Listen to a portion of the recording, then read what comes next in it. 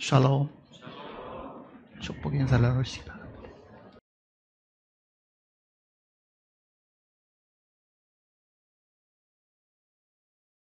한두 달 사이에 우리와 함께 교제하던 구원받은 성도들이 주님 앞에 먼저 가신 분들이 들어 있습니다. 남은 유가족들은 아직도 마음에 슬픔이 남아있고, 또 나이 많은 부모님을 모시고 있는 자녀분들도 그런 상황을 듣거나 혹은 보게 되면 걱정을 하게 됩니다. 우리 부모님은 어떻게 될 것인가 하는 그 걱정이 사실 남아있습니다. 그래서 오늘은 하나님께서 사람의 일생이 도대체 어떻게 되어 있는가 하는 그 내용을 우리에게 보여주신 것이 있습니다. 그 내용을 우리가 함께 살펴보면서요, 먼저 우리 곁을 떠났던 이 성도들이나 또 가까운 장래에 또 떠나실 그런 분들이 있기도 하고, 또 남은 유가족들이 그런 부분이 생기면은 하나님의 위로로 어떻게 위로를 받고 소망을 가져야 되느냐 하는 그 내용을 한번 생각을 해 보려고 합니다. 대부분 우리는 이 장례식에 가서 성경에 있는 몇몇 구절들을 가지고 그 예식에 참석한 사람들에게 위로의 말씀을 전하기는 해도요, 장례식 가서는 사실은 시간이 그렇게 많지 않기 때문에 이 성경의 내용을 상세하게 전하지는 못합니다. 그래서 오늘은 사람의 일생에 대한 이야기, 이 땅에서의 삶뿐만 아니라 죽음 이후에 오는 그 세계에 대한 이야기까지 한번 같이 살펴보고 위로를 받기를 원합니다. 데살로니가 전서 4장을 찾겠습니다. 데살로니가 전서 4장입니다.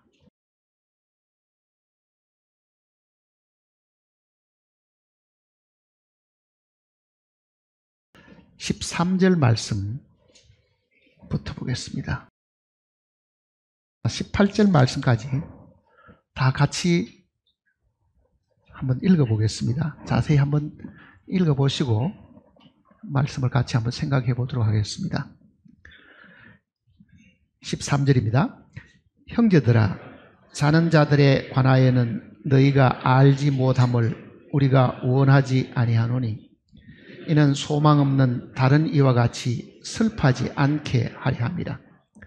우리가 예수께서 죽으셨다가 다시 살아나심을 믿을진대, 이와 같이 예수 안에서 자는 자들도 하나님이 그와 함께 데리고 오시리라. 우리가 주의 말씀으로 너희에게 이것을 말하노니, 주께서 강림하실 때까지 우리 살아남아 있는 자도 자는 자보다 결코 앞서지 못하리라. 주께서 호령과 천사장의 소리로 하나님의 나팔로 친히 하늘로부터 강림하시리. 그리스도 안에서 죽은 자들이 먼저 일어나고, 그 후에 우리 살아남아 있는 자들 그들과 함께 구름 속으로 끌어올려 공중에서 주를 영접하게 하시리. 그리하여 우리가 항상 주와 함께 있으리라. 그러므로 이러한 말로 서로 위로하라. 기도하십시다.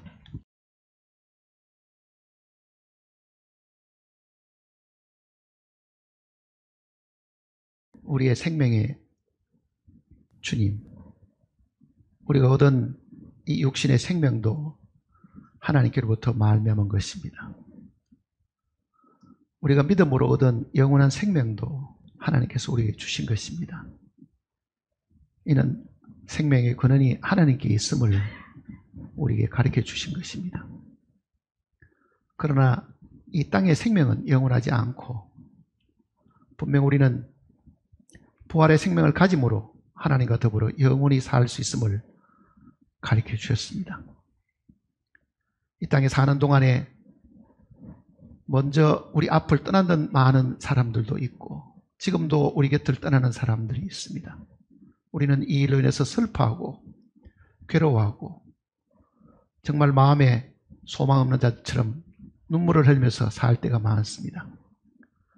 그러나 하나님께서 눈에 보이는 이 육신의 생명이 전부 다가 아니고 하나님께서 영원한 생명을 우리에게 주심으로 영원히 죽지 않고 살 수 있는 길을 우리에게 제시해 주셨음을 분명히 우리에게 깨닫게 해 주셨습니다. 오늘 주님께서 부활하신 이 아침에 우리를 한자리에 불러주셨으니 하늘의 이 거룩하신 이 위로의 말씀으로 우리 모두를 위로하시고 슬픈 가운데 빠져있지 않게 하시고 참으로 부활의 산 소망을 가지고 주님을 기다리며 부활의 날을 기다리는 지혜로운 저희들이 되게 복을 허락해 주시옵소서. 그동안 우리가 함께 말씀을 읽고 묵상하면서도 혹 발견하지 못한 내용들이 있으면 주님께서 거룩한 빛을 비추심으로 말미암아 우리를 하여금 다시 한번 보게 하시고 듣게 하심으로 우리의 믿음이 이 말씀을 통해서 흔들리지 않도록 붙들어 주시옵소서. 마귀가 우리의 생각을 흐트러 놓지 못하도록 지켜주실 것을 간구드리면서 주 예수님의 이름으로 기도드립니다.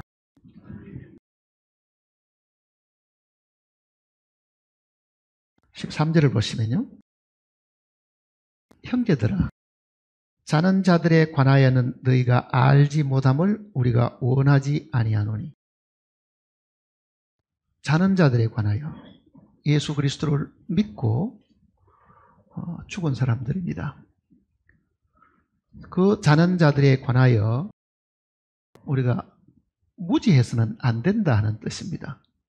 나는 지금 살아있고 어제까지 함께 대화하고 같이 밥을 먹고 함께 웃고 하던 사람이 사라져서 땅속에 묻혔는데 우리는 그 일로 인해서 마음에 지식이 없고 그 죽은 사람의 상태가 어떤지를 잘 모르기 때문에 무덤에서 얼마나 춥겠는가, 얼마나 외롭겠는가 그렇게 추측은 하고 있지만요, 사실 그 무덤 속에서 추운지 외로운지를요 우리가 짐작으로는 사실은 알 수 없습니다. 그래서 죽은 사람은 양지 바른 곳에 묻어줘야 된다고 하는 것이 혹시 땅속에서 추울까 걱정해서 사람들이 양지 바른 곳에 묻어준다 그렇게 사실 이야기하고 있잖아요. 그러니 사람이 짐작하는 것은 확실한 것이 하나도 없습니다. 그러니까 죽음 이후에 관한 것을 알 수 있는 분은 우리를 창조하신 하나님밖에 사실 모르시잖아요. 하나님이 생명을 주셨는데 그 생명이 육신의 생명이고 그게 영원하지가 않는데 그 영원하지 않는 생명이 끝이 나면 그 다음에는 어떻게 될 것이냐? 아무도 모르죠. 사실은 아무도 모르죠. 사람 중에는 아는 사람이 아무도 없습니다. 그러나 적어도 사람을 창조하신 분도 그거를 모르고 계시겠느냐? 그러잖아요. 창조하신 분도 그걸 모르고 계시겠냐? 그렇기 때문에 창조하신 분은 우리의 생명을 창조하신 것뿐 아니라 그 생명이 끝이 나면은 그 다음 어떻게 되는가? 이어지는 일들이 어떤 일이 있는가를 다 가르쳐 주셨기 때문에 바울은 알지 못함을 원하지 않는다. 이거는 반드시 알고 있어야 된다. 그러잖아요. 그러니까 지금 우리가 가지고 있는 막연한 이 추측이나 상상, 사람들에게 배운 것을 다 지워버리고요. 창조주 하나님이 우리에게 죽음 이후에 대한 이야기를 어떻게 설명하고 계시고 어떤 소망을 가지고 살도록 하셨는가, 또 그네들을 우리가 어떻게 다시 만날 수 있는가, 그 부분을 이야기하고 있는 겁니다. 이어서 보시면요, 이는 소망 없는 다른 이와 같이 슬퍼하지 않게 하려 함이라. 왜 하나님께서 이 내용을 우리에게 가르쳐 주셨는가? 세상의 모든 사람들은 가족 중에 사랑하는 사람 중에 먼저 가버린 사람 때문에 평생에 이 가슴에 묻어두고 사는, 슬픔을 간직하고 사는 거 있잖아요. 그러니 정말 소망 없는 세상 사람들처럼 믿는 사람들도 그렇게 해서는 안 된다. 그러면 우리는 더 밝은 계시가 있어야 되겠죠. 죽은 사람이 어떻게 된다는 그 분명한 하나님의 계시가 있으면 우리는 뭐 무덤에서 추울 것이라든지 무슨 뭐 그런 상상을 하지 않고도 이런 상황 속에 있으니까 걱정할 필요도 없고 슬퍼할 필요도 없고 눈물로 세월을 보낼 필요도 없다 하는 것을 사실 알 수 있습니다. 그러니까 이 내용을 기록해 주신 것은 슬퍼하지 않도록, 슬픔에 잠겨가지고 남은 여생을 낭비하지 않도록 하나님이 가르쳐 주신 것이다. 그걸 분명히 아셔야 됩니다. 제가 이 말씀을 생각하다가 이 문득 생각나는 부분들이 있어서 지금 영상을 먼저 한번 보여드리겠습니다. 하나님께서 사람의 일생을 이 자연을 통해서도 분명히 가르쳐 주신 내용입니다. 나비가 아래서부터 시작해서 부화해가지고 애벌레로 있고, 애벌레로 있다가 번데기가 되고, 번데기로 있다가 나비가 되는 그 과정이 사람의 일생하고 꼭 같이 되어 있습니다. 보면요. 그러니 하나님은 부활을 책에만 기록해 놓으신 것이 아니라 이 자연 속에도 부활을 분명히 가르쳐 주시고 있는 겁니다. 과정을 이렇게 한번 보세요. 우리가 어머니 뱃속에 있었던 시간이 있죠. 어머니 뱃속에 있었던 그 시간이 지금 나비로 따지면 이 알이 나서 있는 시간입니다. 뱃속에 있는 모태에 있는 시간이잖아요. 모태에 있는 시간. 태어났습니다. 안에서 지금 애벌레가 되는 겁니다. 애벌레.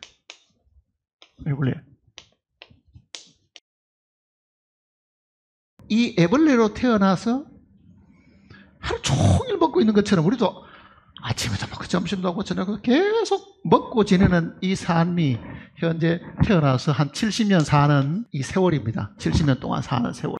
그리고 관 속에 들어갔습니다. 애벌레 집에 들어간 것처럼요. 애벌레가 번데기가 되는 시간이잖아요. 번데기. 그래도 땅 속에 들어가가지고 관 속에 지금 이렇게 들어있습니다. 우리는 번데기가 있을 때 이게 살아있는지 죽었는지 잘 모릅니다. 꼭 죽은 것 같잖아요, 사실은요. 그리고 그 번데기에서 나비가 나옵니다. 이 나비의 모습하고 애벌레의 모습은요, 상상하기가 힘듭니다. 어떻게 이 애벌레가 이 아름다운 나비가 되느냐. 나비가 된 이후에는 뭐 잎을 깔아먹고 평생 동안 먹기만 하는 그런 게 아니잖아요. 주로 나비가 하는 일은 날아다니고 세상을 즐기는 것 같기도 하고, 그리고 달콤한 꿀이나 빨아먹지 종일 무슨 잎 깔아먹듯이 그렇게 살지는 않는 거예요, 사실은요. 자, 우리가 어머니 뱃속에 있는 이 시간도 있고 태어나서 사는 시간도 있는데, 그러면 죽으면은 다 땅속에 묻혀가지고 죽은 상황 속에 그저 흙으로 돌아가고 마느냐? 그렇지 않다는 것을 성경이 이야기를 해주고 있잖아요. 절대로 그렇지 않다. 그러니 땅에 묻어두고 음지에 혹은 추운 곳에 있다고 사람들이 생각하니까 마음이 더 안타깝고 불쌍하다고 생각하지, 사실은 이 상태가 나비로 다시 태어나기 위한 준비하는 이 시간인 것을 잘 모르잖아요. 그래서 저는 이 나비의 일생을 자세히 보면은 하나님께서 우리로 하여금 우리가 도대체 죽고 난 이후에도 어떤 상황 속에 있고 그 다음에는 어떻게 부활하는가에 대한 것을 가르쳐 주시는 이 실물 교육 같은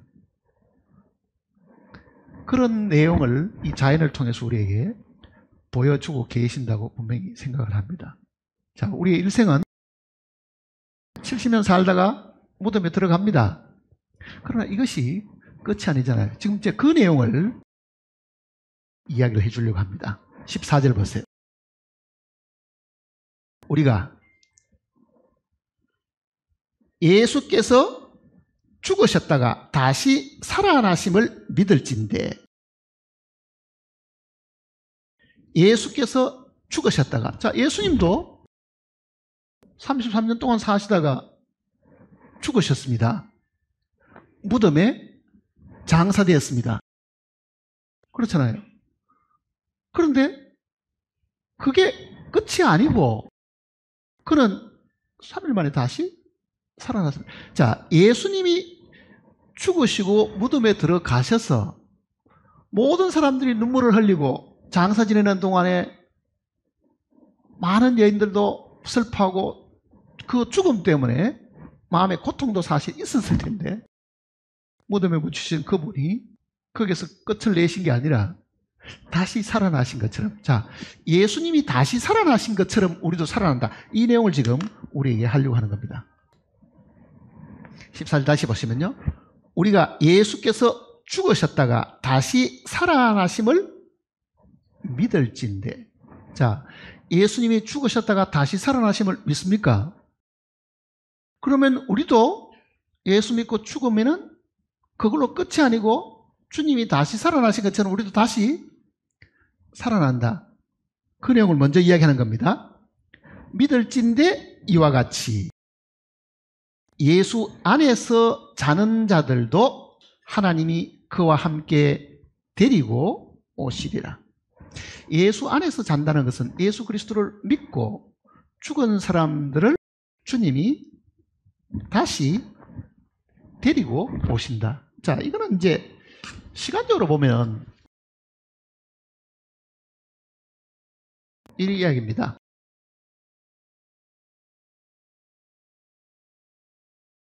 예수님이 십자가에 달려 돌아가시고 죽으셨다고 부활하셨는데 그는 이 땅에 계시지 않고 하늘로 성천하셨습니다.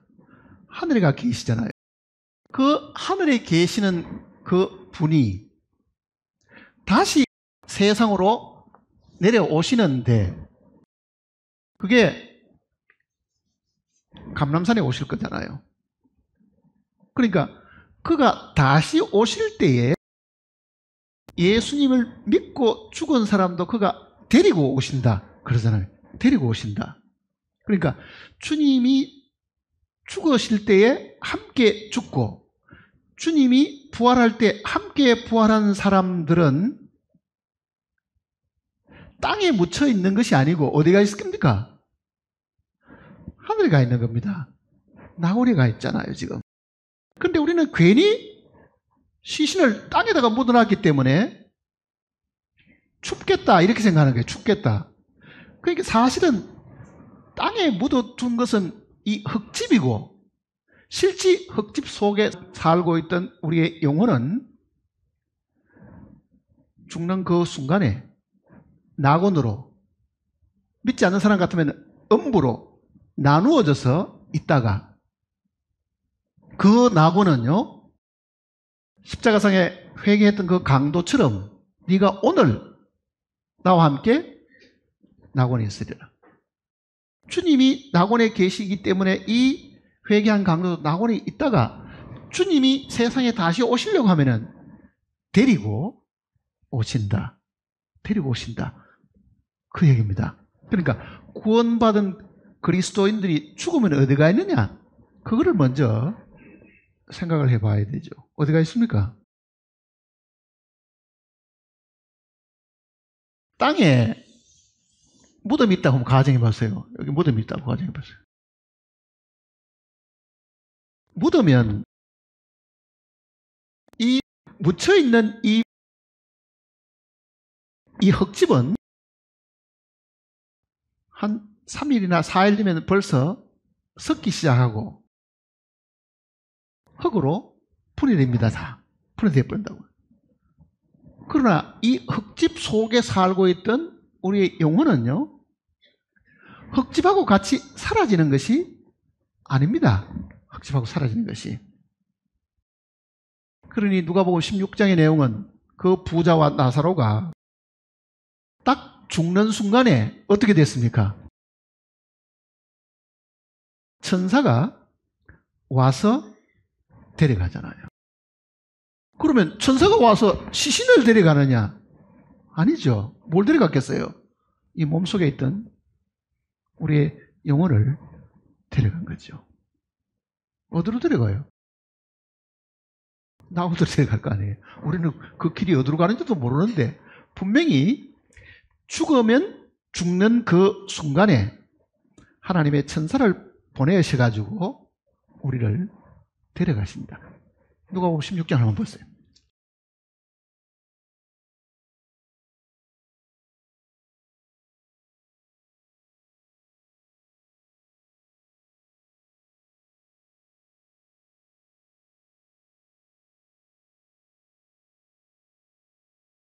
누가복음 16장 22절입니다.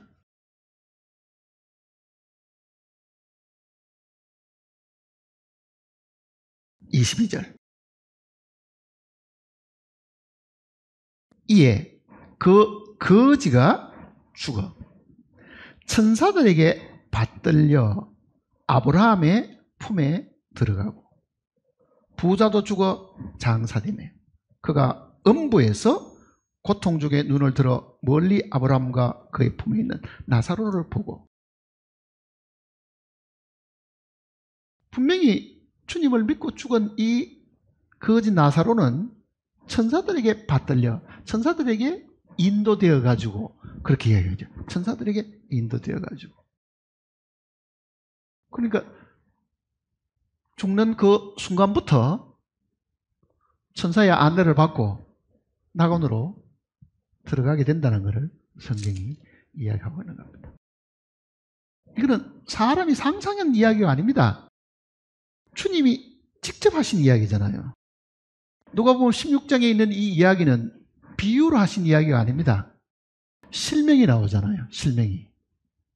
실제 나사로라는 사람이 있었고 부자가 있었는데 그 내용을 이야기하신 겁니다. 그 나사로는 천사에게 받들려서 이제는 낙원에 가 있고, 근데 우리는 매년 무덤에 가서 꽃도 놓고 그 가서 눈물도 흘리기도 하고 이 땅에 육신을 가지고 살았던 그때를 회상하기도 하지만은 그 안에 있겠어요? 그 안에 있느냐고요? 없습니다, 사실은요. 그러니 우리는 그 생각부터 고쳐야 되는 거죠, 사실은. 매년 무덤에 가는 그 일이 가지 마라! 그렇게 해서 안 된다. 그런 의미보다도 그게 사실은 내가 육신을 가지고 있는 동안에 내 마음의 위로를 받고자 하는 거지, 사실은 그 자리에 함께 살았던 내 가족이 거기에 있지를 않다는 것을 성경이 가르쳐 주는 거잖아요. 그렇게 있지를 않다. 그러면은 죽은 사람이 땅에 있으면은 주님이 데리고 오려고 하면은 땅으로 내려왔다가 끌어올려가지고 와야 되겠죠.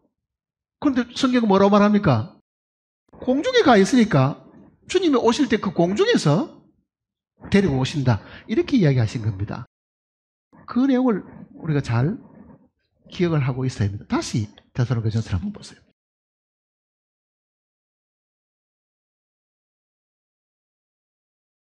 14절입니다. 우리가 예수께서 죽으셨다가 다시 살아나심을 믿을진대 이와 같이 예수 안에서 자는 자들도 하나님이 그와 함께 데리고 오시리라. 데리고 오시는 것은 주님이 공중에서 오면은 공중에서 함께 내려오는 거잖아요. 공중에서 함께 오신다. 그걸 우리가 잊어버리면 안 됩니다.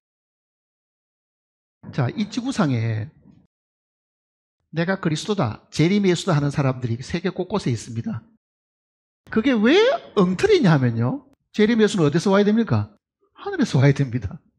그런데 무슨 어느 동네에서 태어났다 그러고 어디 뭐 미국에 어디 있고 뭐 소련에 어디 있고 다 땅에서 나온 거잖아요. 재림 예수는 하늘에서 내려오시지 어느 땅에서 태어나가지고 나타나는 존재가 아닙니다. 그러니 이 지구상의 재림 예수라고 주장하는 것은 근본부터 틀렸죠. 근본부터 틀린 거잖아요. 우리의 주님은 부활하셔서 하늘에 가 계시잖아요. 그 하늘에서 이미 죽었던 구원받은 성도들을 그가 하늘에서 데리고 함께 내려오십니다. 그러니 이 지상으로 내려오시기 전에 공중에서 먼저 만나게 되는 거죠. 사실은 만나는 것은 누굴 만나느냐, 죽지 않고 이 땅에 있던 사람들도 공중으로 끌어올리고 이미 죽었던 사람들은 주님과 함께 있었으니까 함께 만나서 땅에 있던 사람들도 변화시켜가지고 공중에 가 있고 먼저 죽은 사람도 몸의 부활을 입혀가지고 공중에서 이 땅으로 다시 내려오는 겁니다. 공중에서 다시. 그러면 부활이 가끔 우리는 사진이나 혹은 무슨 뭐 휴거 뭐 이렇게 사진들 보면 어때요? 무덤에서 뭐가 막 확 사람들이 무슨 뭐 귀신처럼 쫙 올라가는 그런 사진들 많이 보셨잖아요. 틀렸습니다. 그렇잖아요. 어디가 있습니까? 이미 공중에 가 있네요. 흙은 다 땅으로 달리 보내버리고 공중에 가 있다는 것을 항상 기억을 해야 됩니다. 골로새서를 보시면요. 3장을 보십시다. 골로새서 3장.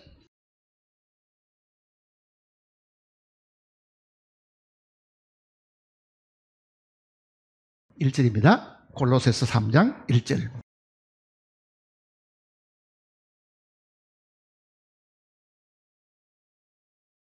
그러므로 너희가 그리스도와 함께 살리심을 받았으면, 이거는 주님의 부활 속에 우리가 동참했다는 걸 이야기하는 겁니다. 우리는 영으로 주님의 부활 속에 함께 동참을 한 사람들이기 때문에 그리스도와 함께 살리심을 받았으면 위의 것을 찾으라. 거기는 그리스도께서 하나님 우편에 앉아 계시느라. 위의 것을 생각하고 땅의 것을 생각하지 말라. 이는 너희가 죽었고 너희 생명이 그리스도와 함께 하나님 안에 감추어졌습니다. 4절을 같이 읽어볼까요? 우리 생명이신 그리스도께서 나타나실 그때 너희도 그와 함께 영광 중에 나타나. 어디서 나타나니까? 땅에서 있는 게 아니죠. 공중에 가 있으니까 그가 공중에서 다시 재림하실 때에 그 재림하시는 주님과 함께 우리도 그 영광스러운 모습으로 공중에 나타나게 된다. 그 어디를 바라봐야 되겠어요? 공중을 쳐다봐야지 무덤 쳐다보고 있으면 되겠습니까? 그러니 모든 주님 안에 죽은 사람은 땅에 있지를 않습니다. 땅에 있지 않다고요. 그 생각부터 고치셔야 됩니다. 땅에 저 무덤에 우리 아버지가 저기 묻혀 있는데 꽃도 갖다 바치고 거기 가서 눈물도 흘리기도 하고 옛날도 회상하기도 하고 눈이 오면은 얼마나 추우시겠는가, 그런 생각을 해서 안 된다는 이야기잖아요. 다시 데살로니가 전서를 한번 보세요.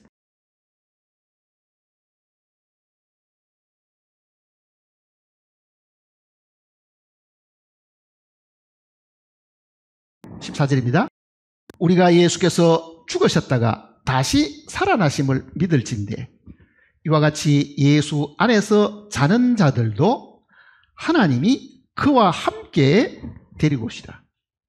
골로새 3장의 그 말씀하고 같은 이야기잖아요. 영광 중에 나타날 때 우리도 거기에서 영광 중에 같이 재림을 하게 된다, 그 얘기입니다. 15절입니다. 우리가 주의 말씀으로 이것을 말하노니. 바울은 이거는 내가 지어낸 이야기가 아니고 내 상상에서 나오는 이야기가 아니고 이거는 주님이 가르쳐 주신 이야기다, 그 얘기잖아요. 내가 이게 하나님의 말씀으로 내가 이걸 하는 거지 괜히 내가 너희를 위로하기 위해서 내가 상상수하는 내 이야기가 아니다. 그 얘기죠. 내 얘기가 아니다. 그래서 우리가 주의 말씀으로 너희에게 이것을 말하노니. 주께서 강림하실 때까지 우리 살아남아 있는 자도 자는 자보다 결코 앞서지 못하려. 이거는 이제 이미 죽은 사람과 살아있는 사람이 어떻게 되는가를 지금 자세하게 설명을 해 주려고 하는 겁니다. 한번 보세요. 이미 죽은 사람들은 땅에 있지 않고 공중에 주님과 같이 있다가 공중재림입니다. 이건 공중재림. 하나님이 계시는 그 처소에서 나오셔가지고 지구가 있는 이 공중으로 주님이 오신다는 이야기잖아요. 왜? 이 땅은 대환란을 겪고 있기 때문에 이 대환란을 겪는 그리스도인들이 없도록 하기 위해 가지고 대환란 전에 공중으로 끌어올리는 일들이 있는데 이 땅에 살아남아 있는 사람들을 공중으로 끌어올려 공중에서 주님을 만나게 하려고 하는 이 일이 있는데 이거를 공중들림, 요즘으로 말하면 휴거지요. 휴거가 있고. 근데 휴거되는 사람들은 먼저 죽어가지고 주님 앞에 가는 사람보다도 순서상으로는 이게 먼저는 아니다. 그 얘기입니다. 왜 그렇게 했어요? 몸을 벗어버린 사람이 부활의 몸을 입는 것하고 육신의 몸을 가진 사람이 부활의 몸으로 바뀌는 거하고 이 시간의 차이를 지금 말씀하신 겁니다. 다시 보시면요. 우리가 주의 말씀으로 너희에게 이것을 말하니 주께서 강림하실 때까지, 공중재림입니다. 공중에 강림하실 때까지 우리 살아남아 있는 자도 그때까지 이 땅에 있는 사람들은 그 말입니다. 이 땅에 있는 사람들은 공중에 주님이 재림하시게 되면은 이 땅에 있는 죽지 않고 사는 이 성도들은 이미 죽은 사람들보다도 앞서지를 못한다. 그 얘기입니다. 우리 살아남아 있는 자는 자는 자보다, 즉 이미 그리스도 안에서 죽은 사람들보다는 결코 앞서지 못하는데 순서를 지금 이야기하는 거잖아요. 16절을 보시면 주께서 호령과, 무슨 호령이 있겠어요? 여기 지금 주께서 호령과, 주님이 호령을 하십니다. 공중에 오셨습니다. 뭐라고 호령하실 것 같아요? 호령이라 말은 큰 소리로 소리를 지르신다는 이야기잖아요. 주님이 공중에 오셔가지고 뭐라고 소리를 지를 것 같아요? 무슨 소리죠? 성경을 한번 보세요. 계시록 보시면요. 11장입니다.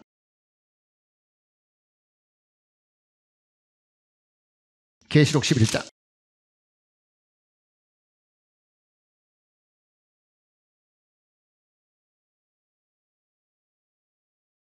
12절을 같이 읽어볼까요? 하늘로부터 큰 음성이 있어 이리로 올라오라 함을 그들이 듣고 구름을 타고 하늘로 올라가니 그들의 원수들이, 자, 7년 대환란 기간 동안에 두 선지자가 있는데 이 두 선지자를 하나님이 공중으로 어떻게 합니까? 불러 올리시죠. 그때 데살로니가전서 4장에 있는 그 말씀처럼 주께서 호령과 뭐라고 호령하시겠어요? 이리로 올라오라 그런 거죠. 이리로 올라오라. 그러니 모든 이 땅에 있는 사람들은요, 주님이 올라오라는 그 소리를 듣고 큰 주님의 그 외침을 듣고 올라가게 됩니다. 이 선지자가 올라간 것처럼 그렇게 올라간다는 뜻이잖아요. 다시 또 보세요.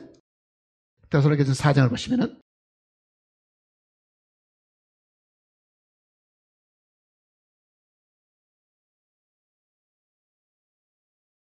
16절입니다. 주께서 호령과, 나사로를 살릴 때도요, 주님이 그 무덤 앞에 서서 큰 소리로 이야기하신다 그랬습니다. 뭐랬습니까? 나사로야 나오라. 그러잖아요.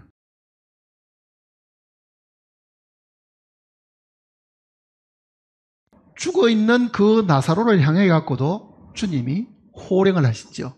그 분명히 요한복음 내용은 큰 소리로 그렇게 이야기했어요. 큰 소리로. 그리고 이 땅에 죽어있는 모든 사람들, 땅에 있는 사람들을 전부 다 주님이 불러 올리시려고 하면은 다 이리로 올라오라 하고 크게 소리를 지르실 거예요. 그 중에 이 땅에 있는 사람들은 공중에 불려 올라갑니다. 이제 살아있는 사람들 중에 다시 보세요. 이제 16절을 다시 보시면 주께서 호령과 천사장의 소리와 하나님의 나팔로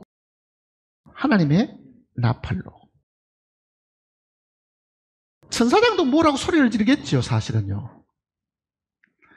하나님의 이 호령이 있고 천사장도 뭐라고 소리를 지를 것이고 그 다음에 하나님의 나팔로 그랬습니다. 나팔로. 구약성경 한번 보십시다. 이사야서를 보시면 27장입니다.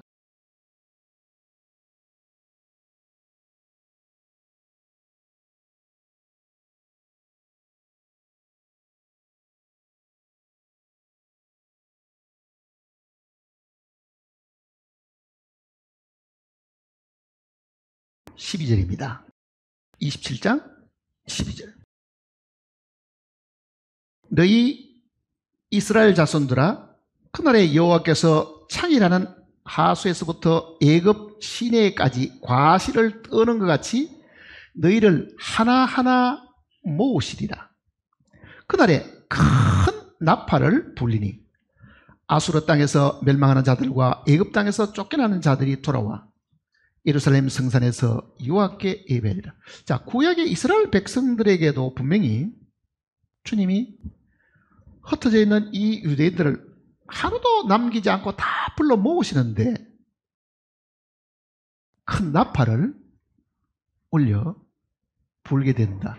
그러니까 구약에도 이 나팔이 주는 그 역할은 뭐냐?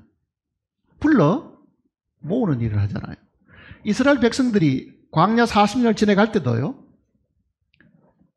한 40곳을 머물었습니다. 40곳을. 40년 동안에. 거의 1년에 한 번씩은 평균적으로 옮긴 거죠. 1년에 한 번씩은. 근데 텐트를 치고 그 다음에 이동을 하려고 하면은 하나님께서 이렇게 말씀하셨습니다. 소리를 질러가지고 불러 모으지 말고 어떻게 하라고요? 나팔을 불어서 소집을 하라. 그렇게 말씀해요. 그러니 길게 불 때는 이제 진군하는 거고 짧게 불면은 모여라. 이제는 텐트를 거두라. 이제는 다시 떠난다. 그러니 이동을 할 때에 사람이 소리를 지르지 말고 나팔을 불어서 소집하고 진행케 하라. 이렇게 말씀하시죠. 의미가 있죠. 이 땅에 있는 모든 구원받은 그리스도인들을 주님이 불러 모으실 때도 어떻게 하는 겁니까? 나팔을 불어가지고 다 이제는 이리로 다 모여라. 출발. 그렇게 하신다. 그러니까 나팔이 주는 의미는 소집하고 관계가 있는 겁니다. 소집하고. 그러니까 이 땅에 있는 모든 세계 곳곳에 흩어져 있는 사람들을 한 명도 남기지 않고 다 불러 모으려고 하면은 하나님이 크게 이리로 올라오라는 그 신호 소리와 함께 뭐가 울려 퍼지겠어요? 천사장이 소리를 지를 것이고 그 다음에 뭐가 있어요? 나팔이 울려 퍼진다. 이렇게 된 거죠. 나팔이 울려 퍼진다. 다시 데살로니가 전서를 보세요. 16절입니다. 16절.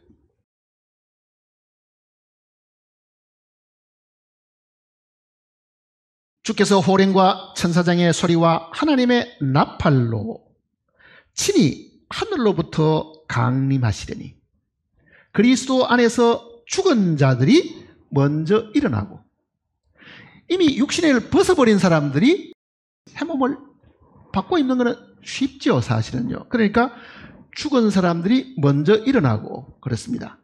그는 죽은 사람들에게 부활의 몸을 입혀주시고 그 다음에는 그 후에 시간적인 차이가 있는 거죠. 그 후에 우리 살아남은 자들도 그들과 함께 구름 속으로 끌어올려 공중에서 주를 영접하게 하시리니 그리하여 우리가 항상 주와 함께 있으리라.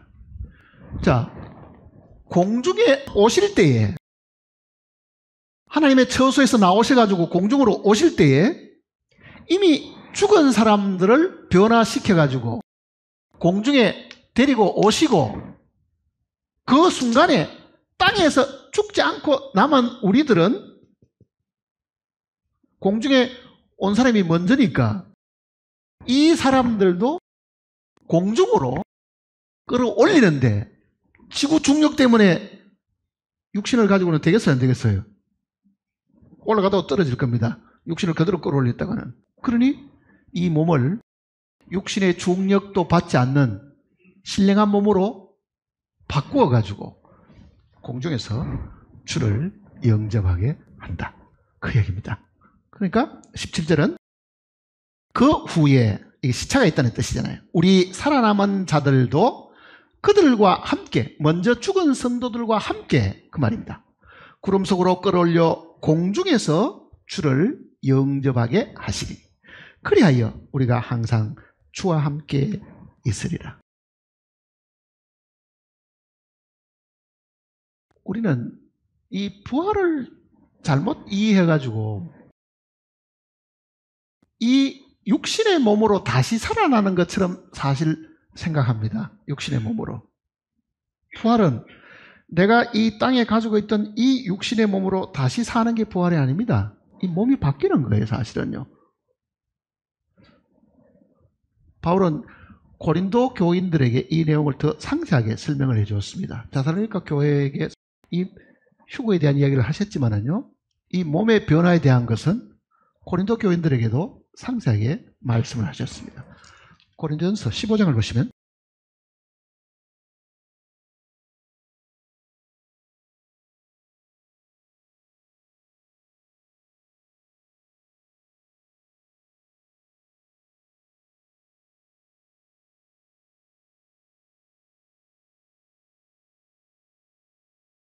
고린도전서 15장입니다. 35절입니다.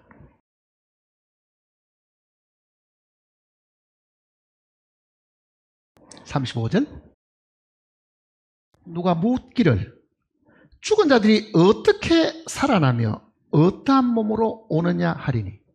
자, 질문이 두 가지입니다. 하나는 뭡니까? 죽은 게 어떻게 사느냐? 죽은 것이 어떻게 부활하느냐? 이렇게 물어보잖아요. 둘째는 뭡니까? 부활을 한다면 그 몸이 이전의 몸이냐 혹은 다른 몸이냐 아니면 또 이상한 어떤 특별한 어떤 그런 몸이냐 이렇게 물어본 거잖아요. 자, 세상 사람들에게 부활을 이야기하면은 꼭 이렇게 물어봅니다. 어떻게 죽은 사람이 살아나느냐? 그래, 죽은 사람이 살아난다 하자. 그러면은 살아나는 그 몸이 도대체 어떤 몸이냐? 이렇게 물어본다는 이야기잖아요. 그러니까 누군가는 그렇게 물어봤으니까 바울은 그 내용을 가지고 정확하게 답변을 해주는 겁니다. 죽은 사람이 어떻게 살아나느냐? 자, 죽은 사람이 어떻게 살아나느냐를 먼저 설명합니다. 보세요. 어떻게 설명하는지. 36절입니다. 어리석은 자여, 내가 뿌리는 씨가 죽지 않으면 살아나지 못하겠고 또 내가 뿌리는 것은 장래의 형체를 뿌리는 것이 아니요 다만 밀이나 다른 것에 알맹이 뿐이로되 하나님이 그 뜻대로 그에게 형체를 주시되 각 종자에게 그 형체를 주시느니라. 자, 죽은 사람이 어떻게 살아나느냐라고 하는 그 첫 번째 질문은요, 바울이 뭐라고 대답하느냐면은 질문하는 사람이 어리석다고 이야기하는 거죠. 그게 얼마나 어리석은 이야기냐. 자, 네가 그러면 농사를 짓는 사람이면은 네가 씨앗을 뿌리는데 씨앗을 뿌리면은 그 씨앗이 땅 속에 들어가서 깨어지고 죽어야만 그 다음에 거기에 잎도 피고 꽃도 피고 열매도 맺지 않느냐. 자, 죽음을 뭐로 설명한 겁니까? 이 사람 요 모습을 씨앗으로 이야기하잖아요. 사람 모습을 씨앗으로 얘기하는 거죠. 그러니 사람이 죽었다는 것은 땅에다가 뭘 한다는 이야기입니까? 씨앗을 심든지 심는 거하고 원리상으로는 같은 것이다. 그 얘기입니다. 심는 거하고 원리상으로는 같은 것이다. 그러니까 죽음은 모든 것의 끝이 아니고 뭐 하는 겁니까? 씨앗을 땅에다가 심는 것하고 같다고 이야기하는 거잖아요. 기발한 이야기잖아요. 우리는 땅에다가 묻어가 흙으로 돌아간다고 생각하는데 바울은 하나님께 받은 그 계시대로 이거를 땅에다가 심어 놓으면 그 뜻입니다. 이걸 땅에다가 심어 놓으면 38절 보세요. 하나님이 그 뜻대로 그에게 형체를 주시나니 각 종자에게 그 형체를 주시나니. 자, 농사 지어 본 적이 있습니까? 뭐 요즘 도시 사는 사람들이야 뭐 언제 씨를 뿌려 봤으며 배추를 심어본 뭐 상추를 심어본 적이 있습니까? 근데 씨앗 그것만 봐갖고는요, 씨앗을 쏙 갖다 놓으면 경험이 있는 사람들은 아 요거는 배추시고 요거는 뭐 무시고 뭐 어떻게 하지만 한 번도 이 씨앗하고 심어가지고 결과를 못 본 사람은요, 씨앗만 봐가지고는 이 씨앗에서 나오는 채소가 어떤 건지 상상할 수가 없습니다. 그거는요, 사실은요. 그러면은 바울도 그 이야기를 하는 거예요. 씨앗을 뿌려놓기는 해도 그게 어떤 모습이 될지는 하나님이 그에게 뭐 한다고요? 형체를 주신다. 자, 어떤 사람이 나를 땅에다가 심었다고 생각해 보세요. 아니, 배추씨를 심었는데 씨앗 모습이 나옵니까? 전혀 다른 모습이 나오잖아요. 전혀 다른 모습이. 씨앗은 요만한데 심었더니 시퍼런 잎이 나기 시작하더니 나중에 다 자라더니만 커다란 잎이 나왔다고 생각해 보세요. 그 씨앗하고 이 배추 모습하고 상상이 갑니까? 상상이 안 가잖아요. 그러니 사람이 죽는다고 하는 거는, 그리고 땅에 묻는다고 하는 거는 마치 씨앗을 땅에다가 심는 것과 같다. 그 내용을 먼저 이야기하는 겁니다. 그 다음에 39절 보세요. 육체는 다 같은 육체가 아니니 하나는 사람의 육체요, 하나는 짐승의 육체요, 하나는 새의 육체요, 하나는 물고기의 육체라. 하늘에 속한 형체도 있고 땅에 속한 형체도 있으나 하늘에 속한 것의 영광이 따로 있고 땅에 속한 것의 영광이 따로 있으니 해의 영광이 다르고 달의 영광이 다르며 별의 영광도 다른데 별과 별의 영광도 다르도다. 여러 형체의 이 지구상에는 생명체들이 있는데 새도 있고 물고기도 있고 짐승도 있고 다 있는데 그 이야기잖아요. 그러면은 각자의 모습이 다 다른 것처럼 지금 해의 영광, 달의 영광, 별의 영광, 별과 별의 영광이 다르다 하는 그 말은요, 해는 주님이고 달은 교회를 두고 하는 이야기입니다. 별은 구원받은 각 개인을 두고 하는 이야기입니다. 사실은 구원받은 그리스도인들도 각자 부활의 이 모습이 다 있는데 그 내용을 이야기하잖아요. 주님의 부활의 모습도 있고 우리 각 개인이 부활하는 그 모습도 있는데 그게 다르다는 이야기하고 있죠. 한번 보세요. 42절에 죽은 자의 부활도 그와 같으니. 자, 여기부터는 이제 부활의 그 내용을 설명하는 겁니다. 죽은 자의 부활도 그와 같으니. 자, 죽은 자의 부활과 씨앗을 땅에 심는 거하고 원리상으로는 같은데 그 뜻이잖아요. 땅에 심어서 죽어야만 싹이 나고 형체가 있는 어떤 채소가 되는 것처럼 우리도 죽어가지고 다시 살아날 때는 죽는 것은 씨를 뿌리는 것이고 씨를 뿌렸더니 거기서 나오는 것은 전혀 다른 모습인데 그게 부활의 형상이다. 부활의 모습이다. 부활의 몸이다. 그 이야기를 하는 겁니다. 자, 42절 보시면요. 죽은 자의 부활도 그와 같으니 썩을 것을, 여기는 썩을 게 아니고 썩는 겁니다. 썩는 것으로 심고 썩지 아니할 것으로 다시 살아나며.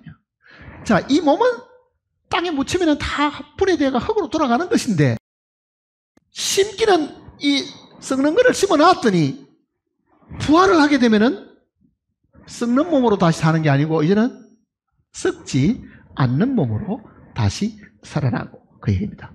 그 다음에는 욕된 것으로 심고 영광스러운 것으로 다시 살아나며, 약한 것으로 심고 강한 것으로 다시 살아나며, 육의 몸으로 심고 영의 몸으로, 신령하다 말은 영의 몸으로 다시 살아나며, 육의 몸이 있은즉 뭐도 있다고요?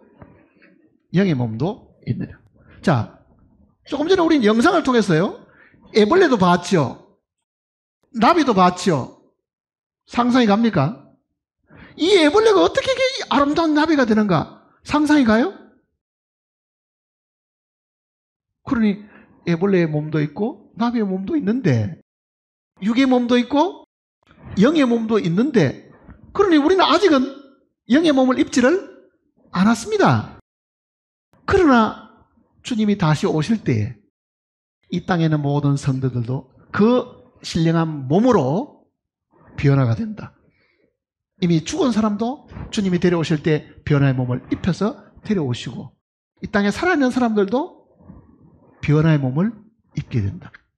자, 애벌레의 몸도 있고 나비의 몸도 있는데 사실은 그 존재는 같은 존재였잖아, 사실은요. 안 그렇습니까? 애벌레가 나비 된 거잖아요, 사실은. 그런데 같으냐? 이게 도대체 뭐가 같으면 뭐가 다른지를 잘 모르잖아요, 우리는. 그러나 분명히 하나님은 육의 몸이 있은즉 영의 몸이 있다.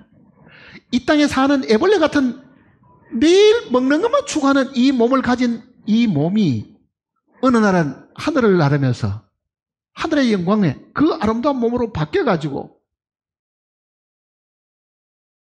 공중에 사는 몸이 될 때도 분명히 있다는 것을 이야기하는 겁니다. 요한복음도 보시면요, 5장을 보시면요,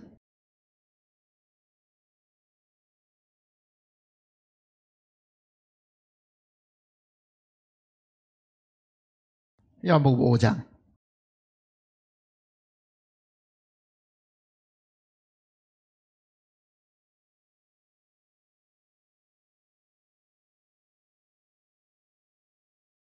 28절입니다.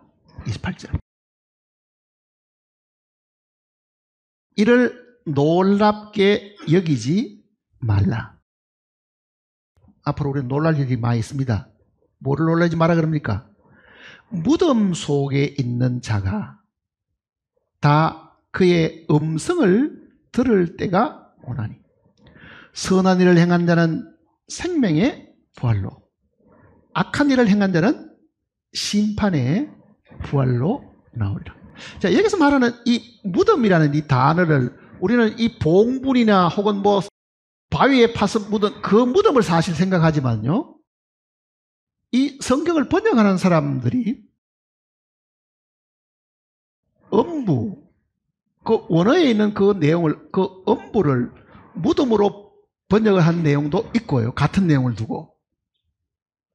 그러니까 이게 물질적인 어떤 땅의 무덤만 이야기하는 게 아닙니다. 이거는요, 구원받은 영혼이 땅속에 묻힌 거를 무덤에 묻혔다고 말하는데 그게 음부에 갇혔는데, 같은 동일한 헬라어를 두고 무덤으로 번역한 데도 있고 음부로 번역한 데도 있고 다르게 번역해. 어떤 건 또 지옥으로도 번역해 놓은 데도 있고, 킹제임스 같은 데는요. 그러니 이거는 죽어 있는 어떤 상황, 상태를 이야기하는 겁니다. 그러니까 놀랍게 여기지 마라 그러죠. 무덤 속에 있는 자가 다 그의 음성을 들을 때가 오나니. 음성은 무슨 음성이겠어요? 다 이리로 올라오라 하는 주님의 음성이 있겠죠. 그러면은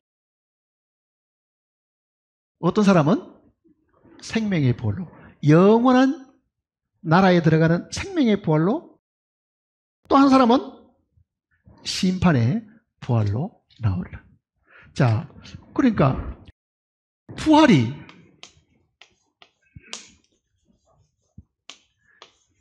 둘로 나뉘었습니다. 하나는 영생에 들어가는 생명의 부활이 있고, 하나는 영원한 심판, 불못에 들어가는 심판도 있는데, 그 불못도 영원한 것이기 때문에 그 몸도 지옥에 들어가기 위해서 뭘 해야 됩니까? 부활하는 거죠, 사실은요. 그러니까 부활은 부활인데 이거는 심판의 부활. 이거는 구약에도 이 내용을 가르쳐 주었습니다. 다니엘 보세요. 다니엘 12장을 보시면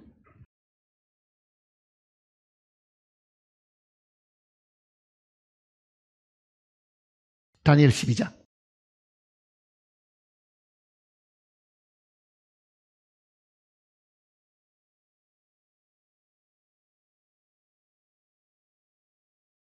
1254페이지입니다. 1254페이지 다니엘 12장 2절입니다. 같이 읽어볼까요?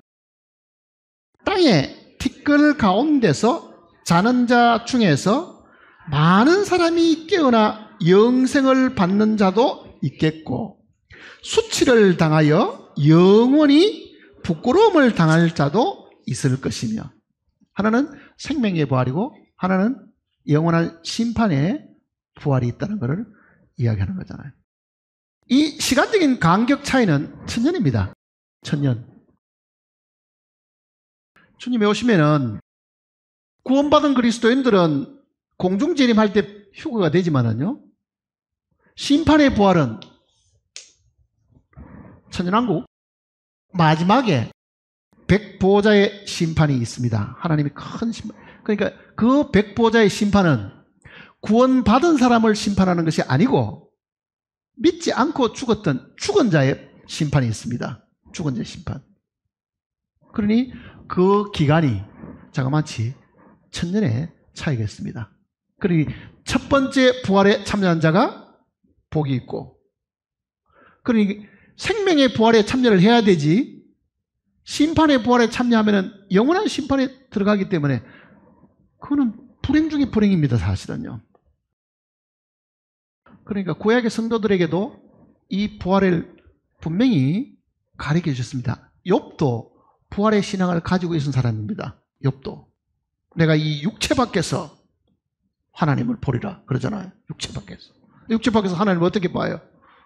육체는 이게 집이니까 우리의 영혼은 여전히 하나님을 바라볼 수가 있다는 것을 이야기를 하는 거잖아요. 다시 고린도서 15장을 보시면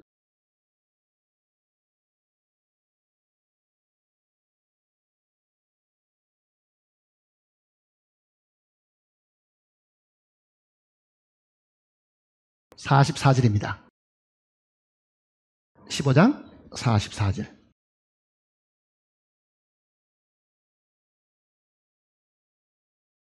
육의 몸으로 심고 신령한 몸으로 다시 살아나나니, 육의 몸이 있은즉 영의 몸도 있느니라. 기록된 바 첫사람 아담은 생영이 되었다 한 것 같이 마지막 아담은 살려주는 영이 되었나. 그러나 먼저는 신령한 사람이 아니요 육의 사람이요 그 다음은 신령한 사람이니라. 첫사람은 땅에서 났으니 흙에 속한 자이거니와 둘째 사람은 하늘에서 나셨느니라. 무릇 흙에 속한 자들은 저 흙에 속한 자와 같고, 무릇 하늘에 속한 자들은 저 하늘에 속한 이와 같으니, 우리가 흙에 속한 자의 형상을 입은 것 같이 또한 하늘에 속한 이의 형상을 입으리라. 자, 이 육신은 흙에 속한, 즉 첫사람 아담에게서 불려받은 이 몸을 우리가 가지고 있는 것처럼 둘째 사람이신 예수 그리스도의 그 부활의 신령한 몸도 우리가 물려받게 된다. 그 이야기입니다. 지금은 우리가 다 첫사람 아담의 영향을 입고 그 아담의 몸을 입은 그 육신의 몸을 입고 있지만은 주님이 다시 오실 때는 둘째 사람, 새로운 종족의 시작, 새로운 피조물이신 이 둘째 사람은 우리에게 아담과 같은 이 몸을 물려주는 게 아니라, 흙에 속한 몸을 물려주는 게 아니라, 그분은 본래 하늘에 계신 분이기 때문에 하늘에 그 신령한 몸을 우리에게 입혀주게 된다. 그 이야기를 하는 겁니다. 50절 보세요. 형제들아, 내가 이것을 말하노니 혈과 육은 하나님의 나라를 이어받을 수 없고 또한 썩는 것은 썩지 아니할 것을 유업으로 받지 못하느냐. 보라, 내가 너에게 비밀을 말하노니 우리가 다 잠잘 것이 아니요 마지막 나팔의 순식간에 호련히 다 변화되리니 나팔 소리가 나매 죽은 자들이 썩지 아니할 것으로 다시 살아나고 우리도 변화되리라. 자, 이걸 한번 생각해 보세요. 우리는 예수 그리스도를 믿고 죄사함 받았습니다. 그의 부활하심으로 말미암아 새 생명도 얻었습니다. 그러니 우리는 죄사함 받고 영생이 있음을 굉장히 기뻐합니다. 문제는 그 영생이 우리 안에 있는데요, 이 몸을 그대로 들어다가 하나님이 계시는 하나님의 나라에다가 넣어놓으면 이 몸이 살 수 있을 것 같아요? 이 몸은 이 땅에 살도록 구조가 맞춰져 있는 겁니다. 그러니 우리가 원하는 그 하늘나라에 들어가려고 하면 생명만 얻은 것뿐만 아니라 뭐도 바뀌어야 돼요? 몸도 바뀌어야 된다. 그 이야기입니다, 이 내용이. 우리가 얻은 생명은 그게 생명이지, 그 안에 들어가서 살려고 하면은 이 구조가 바뀌어야 되는 거죠.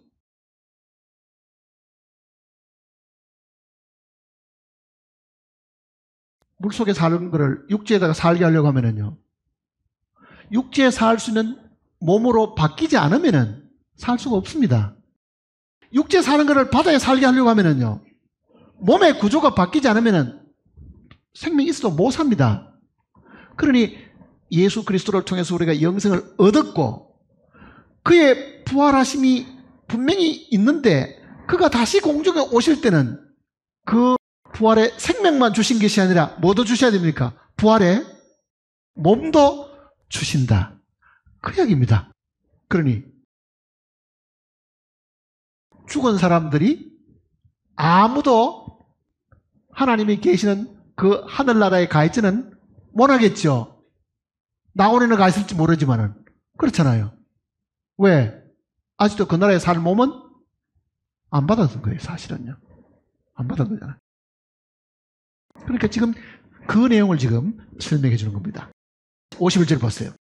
보라, 내가 너희에게 비밀을 말하노니.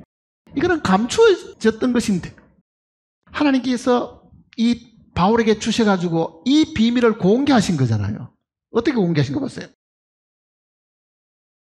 우리가 다 잠잘 것이 아니요, 다 죽어 있는 게 아니죠. 마지막 나팔에 순식간에 호련히 다 변화되리니. 나팔 소리가 나는 것은 기상나팔 불듯이 죽은 사람들을 다 일깨우는 것인데 그 나팔 소리의 신호에 따라가지고 공중으로 다 올라오라.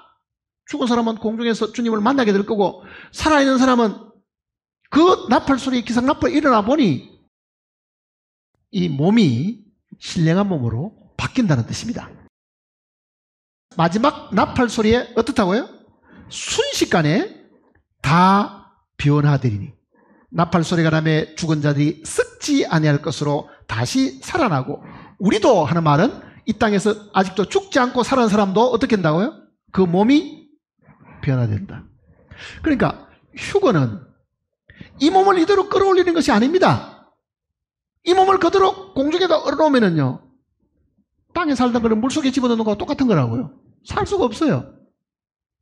그 영원한 나라에 들어가서 살 수 있는 신체 구조를 완전한 부활의 몸으로 변화를 시켜주는 겁니다, 사실은.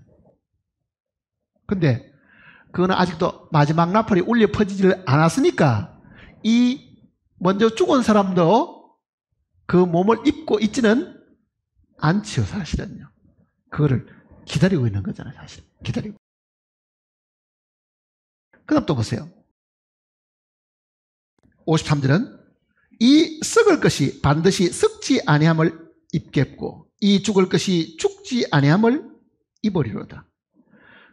썩을 것이 썩지 아니함을 입겠고 하는 이 표현은요, 이미 죽은 자들입니다. 이 죽은 자들은 이 썩을 것이 썩지 아니함을 입고, 그 다음에 이 죽을 것이 하는 것은 살아있는 사람들이죠. 살아있는 사람들은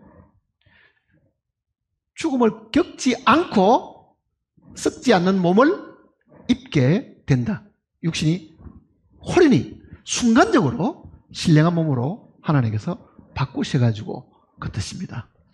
자,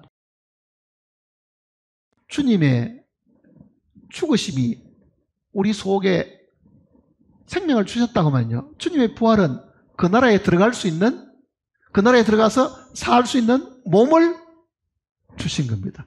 사실 그렇잖아요.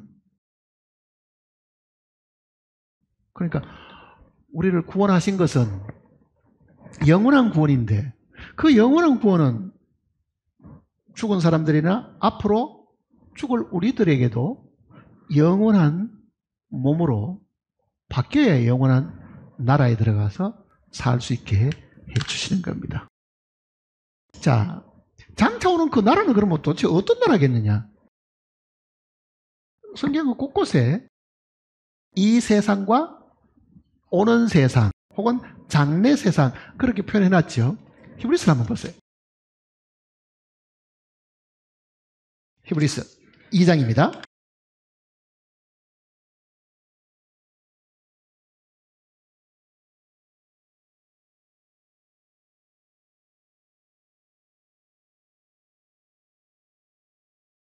히브리서 2장 5절입니다. 5절. 하나님이 우리가 말하는 바 장차 올 세상을, 자, 장차 올 세상이 뭐겠어요? 주님이 다시 오셔가지고 이 땅을 다 불태우고 우리의 몸도 다 바뀌어가지고 하나님과 더불어 영원한 나라에 들어가 살려고 하면은 땅이 소멸되고 마치 우리 육신이 다 새로운 몸으로 바뀌듯이 지구도 새로운 땅으로 바뀌면, 이 새로운 새하늘과 새 땅이 도래하게 되면 그게 장차 올 세상이잖아요. 역사가 흘러왔는데 이 지구가 처음 태어나서 종말을 맞는, 불태워서 새로운 땅으로 만드는 그 상황이 오면 이 세상은, 새로운 이 장차 올 이 세상은 그 이야기입니다. 누구에게 맡겨놨어요? 여기는 뭐라고 되어 있어요? 장차 올 세상을 천사들에게 복종하게 하심이 아니다. 천사가 다스리고 천사가 관리하는 세상이 아니고, 지금은 어때요? 지금은 하나님의 나라에 사람이 가서 주님을 섬기는 것이 아니죠. 누가 섬기고 있습니까? 천군 천사들이 섬깁니다. 현재는요. 근데 장차 올 세상은 그 천사들의 관리 속에 들어가 있는 게 아니고 누가 관리한다는 얘기입니까? 구원받은 하나님의 자녀들이 관리하고 그게 주체가 된다는 그를 이야기하고 있는 거예요. 굉장히 놀랍죠? 그러면 천사는 뭐 하겠어요? 천사는 뭐 합니까? 구원받은 사람들을 섬기는 종들이 됩니다. 지금은 육신의 몸을 입고 있는 지금은 천사가 우리보다 훨씬 더 능력이 많죠. 천사가 훨씬 더 강하죠. 그런데 이 하나님의 자녀가 부활의 몸을 입어보면요,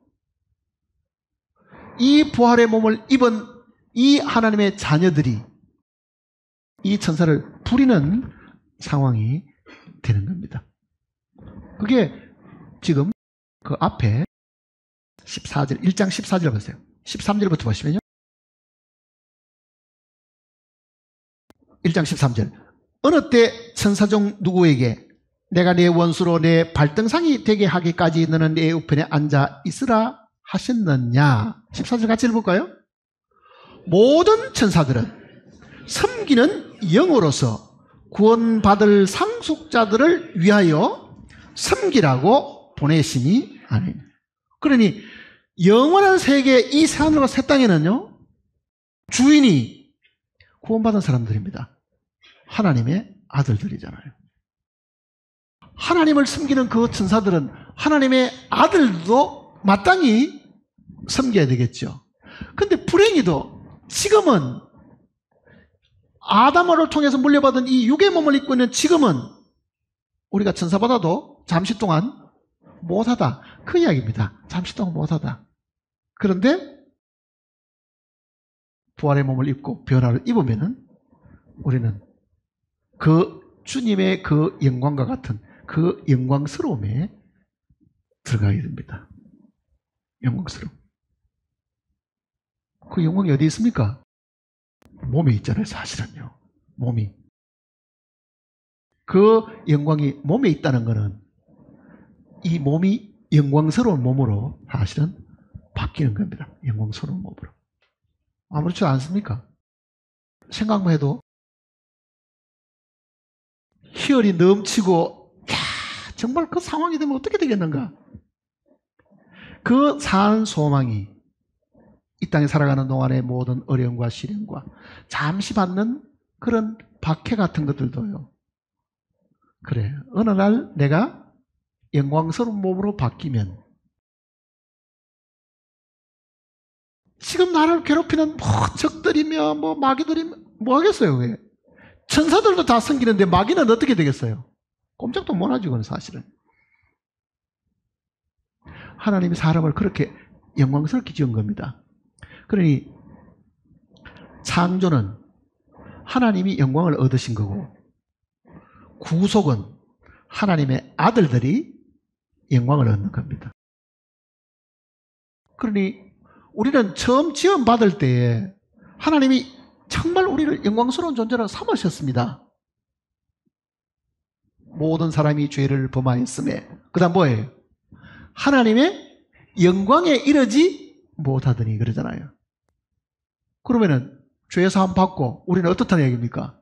하나님의 영광에 다시 이르게 되는 거죠. 그게 구속입니다. 그게 구원이라고요. 그러니 추락되어 버린 우리의 처음 지원받을 때 잃어버렸던 그 영광을 하나님께서 새로운 몸을 입혀주셔가지고 다시 영광스럽게 하는 거예요. 그 몸이 영광스러운 거잖아요. 빛나는 몸입니다. 빛나는 몸. 죽지 않는 몸이잖아요. 다시 15장을 보시면 고린도서 15장 다시 들어가시면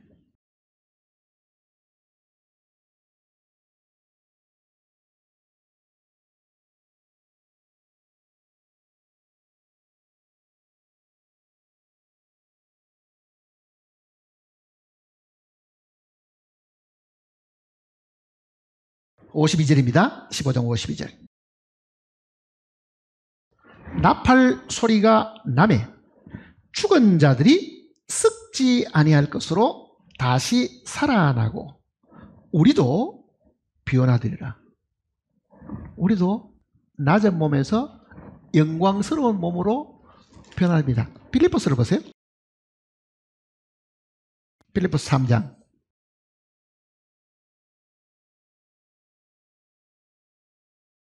몸이 영광스러운 겁니다. 몸이 영광스러운 거예요. 천사를 보니 천사들이 빛이 나고 태양과 같고 그런 표현들이 성경에 나와 있잖아요. 3장 21절을 같이 읽어봅시다. 그는 만물을 자기에게 복종하게 하실 수 있는 자의 역사로 우리의 낮은 몸을 자기 영광의 몸의 형체와 같이 변하게 하시라. 자, 우리가 장차 입을 그 몸은 영광스러운 몸입니다. 빛나는 몸이지요, 사실은. 육신을 가진 사람이 천사를 마주볼 수 없고, 육신을 가진 사람이 변화산상에서 예수님의 그 모습을 너무 영광스러우니까, 광채가 두려우니까 못 봤던 것처럼 우리의 몸도 이 몸이 영광스러운 광채가 나는 빛나는 몸으로, 죽지 않는 몸으로 바뀐다고 이야기하는 거죠. 그러니 우리가 받은 이 구원은요, 죄사함이라는 그 데서 머물지 않습니다. 어디까지 있습니까? 이 몸의 변화까지. 그리고 영원한 그 하늘나라에서 주님과 더불어 그 영광스러운 몸을 가지고 영원히 사는 데까지 연결되어 있는 거예요. 연결되어 있잖아요. 이 놀라운 축복을 받았는데도 왜 인상 쓰고 찌푸리고 맨날 죽을 사람처럼 그렇게 사느냐? 그 내용을 이야기하는 겁니다, 성경이.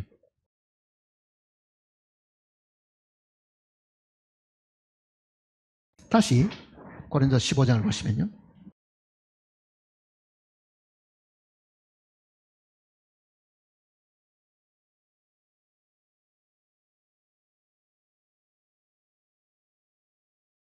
(53절입니다) 이 썩을 것이 반드시 썩지 아니함을 입겠고 이 죽을 것이 죽지 아니함을 입으리로다. 이 썩을 것이 썩지 아니함을 입고 이 죽을 것이 죽지 아니함을 입을 때는, 자, 만일 우리가 부활의 몸을 입게 되면 어떻게 되느냐? 그 다음 그 내용입니다. 사망을 삼키고 이기리라는 기록된 말씀이 이루어지다. 자, 사망을 삼킨다는 말이 무슨 말이겠어요? 우리가 이 육의 몸에서 영의 몸으로 바뀌게 되면은 사망을 삼킨다는 말은 더 이상 죽음이 없다는 뜻이잖아요. 사망을 이긴다는 뜻이잖아요. 지금 몸은 사망을 이길 수가 없습니다. 그러나 부활의 몸을 입으면 사망도 우리가 집어 삼킨다. 사망은 부활의 몸에는 아무 영향을 미칠 수가 없다. 누가복음 20장을 보세요. 누가복음 20장.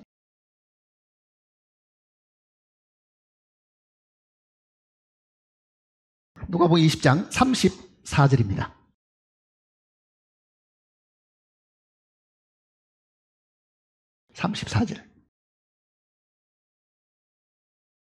예수께서 이르시되 이 세상의 자녀들은 장가가고 시집도 가되 저 세상과, 이거는 장차 오는 세상이죠. 저 세상과 및 죽은 자 가운데서 부활함을 얻기에 합당히 여김을 받은 자들은, 이는 의인들입니다. 의인들의 부활이니까.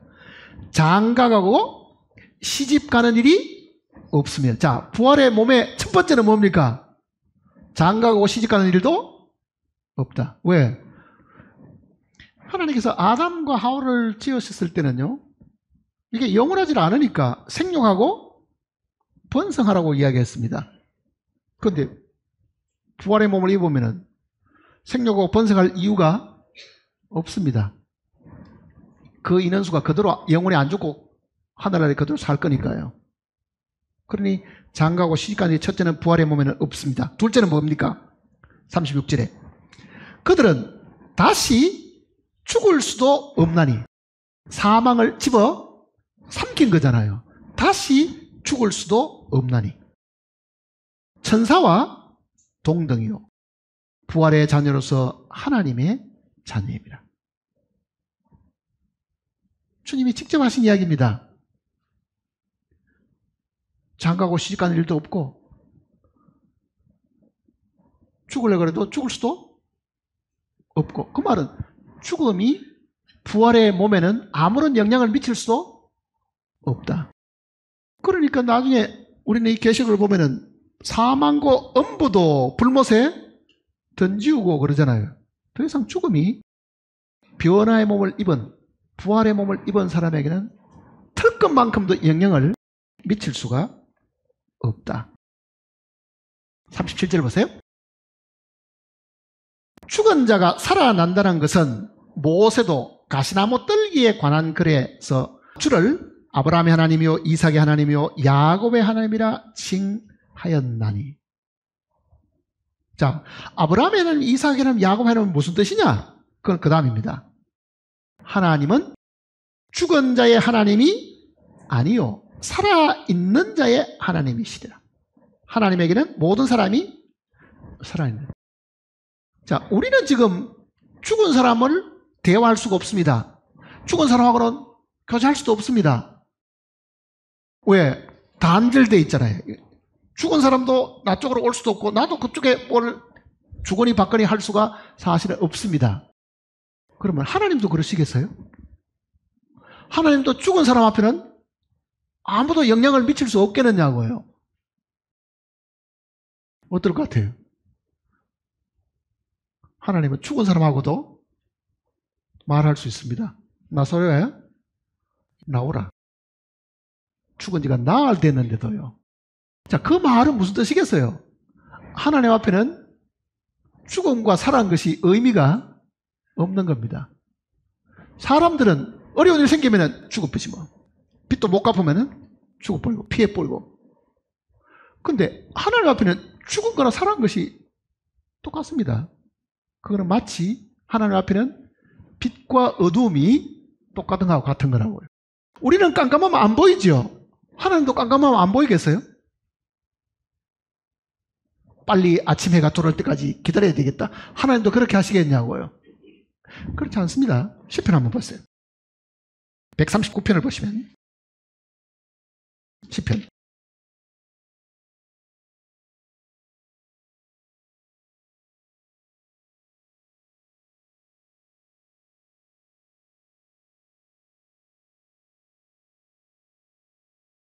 139편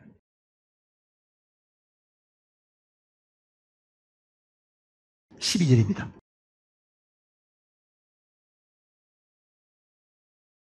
주에게서는 흑암이 숨기지 못하며 밤이 낮과 같이 비추이나이다. 주에게는 흑암과 빛이 어떻다고요? 같음입니다. 어두움과 빛이 하나님께는 똑같이 다 볼 수 있다고 하면은 죽음과 살아있는 것은 하나님 앞에는 똑같은 겁니다. 그래서 이미 죽은 아브라함, 이삭, 야곱도 하나님 앞에는 어떻다는 얘기입니까? 살아있는 것하고 똑같은 거죠. 그래서 아브라함이 하나님, 이삭이 하나님, 야곱이 하나님 부르는 것은 죽고 우리처럼 대화를 못하고 교통이 없는 그런 상태가 아니고 하나님은 이미 죽은 그네들하고도 어떻습니까? 대화를 하실 수가 있으니 하나님께는 죽음이나 살아있는 거나 똑같고 빛이나 어둠이 하나님께는 구분이 없이 똑같다. 그 이야기잖아요. 똑같다는 이야기잖아요. 그럼 우리는 지금 한번 생각해 보세요. 자, 오늘도 죽는 사람이 생길 것이고 한 달 후에도 또 죽는 사람이 생기고 그 죽는 사람 중에 내가 가까이 하는 사람, 내 가족, 내 사랑하는 사람이 만일 거기에 있다고 하면 내가 지금 그 영혼을 위해 가지고 해야 될 일이 뭐겠습니까?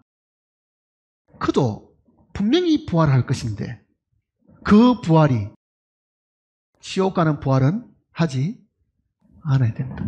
그러잖아요. 지옥 가는 부활.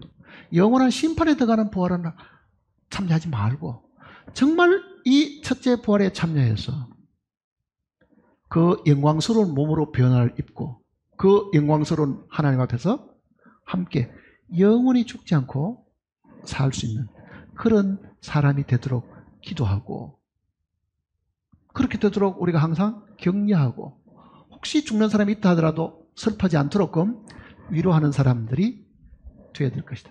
우리 말로는 위로할 방법이 없습니다. 결국은 이 하나님의 말씀으로 우리가 먼저 위로를 받고 그 확신을 가지고 위로를 하고 이 말씀에 정말 이 위로의 그 하나님의 음성을 자기가 듣고 눈물을 닦고 담대함을 가지는 그런 일들을 우리가 하고 모든 우리 주변에 있는 가족이나 친척들이 같은 소망을 가질 수 있도록끔 우리가 노력하는 것이 필요하다고 생각되어집니다. 기도하십시다.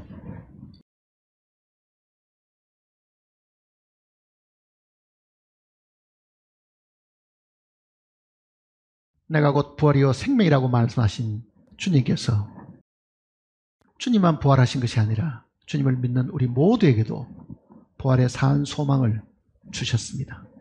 이제 곧 주님께서 다시 오실 때에 우리는 부활의 몸을 또한 입게 되고 그 영광스러운 몸으로 주님을 맞이하고 영원히 살 수 있음을 저희들이 확신하게 되었습니다. 함께 말씀을 들은 심령들 중에 혹 아직도 이 부활의 신앙을 마음에 깊이 새기지 못한 영혼들이 있으면 주님께서 긍휼히 여기셔서 주님의 거룩하신 말씀으로 마음에 이렇게 세움을 받을 수 있도록 인도해 주시옵소서. 함께 말씀을 듣고 함께 신앙생활하는 사람들 중에 멸망당하는 사람이 주님 없도록 붙들어 주시고 지켜 주시옵소서. 우리의 마음에 소망을 주는 것은 하나님의 말씀밖에 없음을 저희들이 알고 있습니다. 살아있는 이 생명의 말씀을 우리의 마음에 간직하고 매일매일 삶 속에서 어려움과 시련과 박해와 온갖 환난을 능히 이길 수 있는 힘이 되게 인도해 주시옵소서. 주님 만날 때에 정말 부끄러움이 없이 담대함으로 주님을 만나게 인도해 주시옵소서. 우리 주 예수님의 거룩하신 이름으로 기도드립니다.